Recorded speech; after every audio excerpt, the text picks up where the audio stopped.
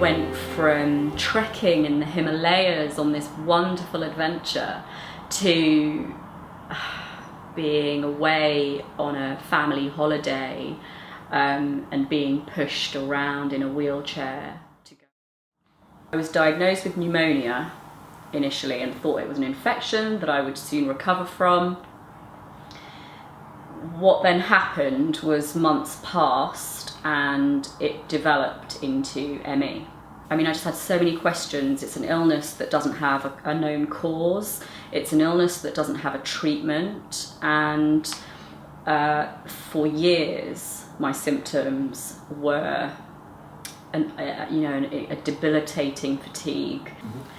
I also suffered with brain fog, which meant that I went from having the mental agility required by a lawyer, where I was focused and had a clarity with my language, to not being able to articulate myself properly such that people would need to finish sentences for me, and also forgetting things regularly. I just didn't have the same memory. I also suffered from post-exertional malaise, by which I mean the smallest level of activity would make me feel worse. And so if I went to court, when I did go back to work, if I went to court, for example, or client meeting, I would then spend days recovering from that. What I also found was that when I went to work and people would ask me how I was, I would just pretend that I was okay when really I wasn't okay. I was far too embarrassed about the illness that I had and stigma attached to it to talk about it.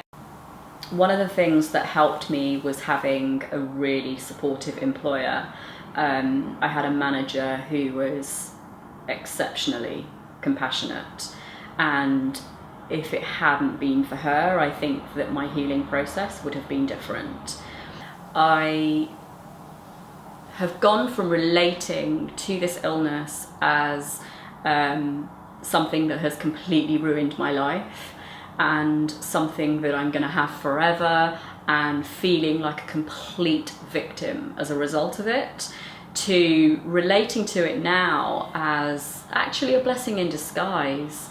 It really did have a silver lining for me. It forced me to consider how I was living almost, ask deeper questions about what I really wanted in life, who I really wanted to be, and gave me an opportunity to reinvent myself.